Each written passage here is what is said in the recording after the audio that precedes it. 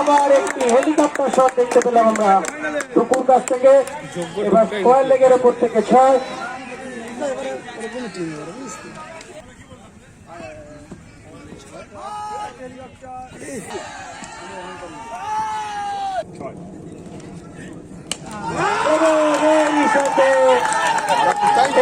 বড় 6 মেরে খেলা শেষ করলেন ব্যাটসম্যান টুকু।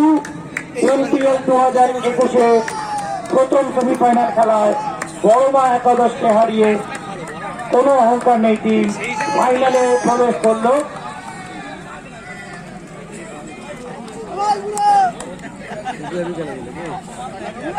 খুব সুন্দর সেমিফাইনাল আমরা সকলে উপভোগ করলাম। কাল এনপিএল 2021-এর দ্বিতীয় সেমিফাইনাল দুপুর 2:30টা থেকে অনুষ্ঠিত হবে।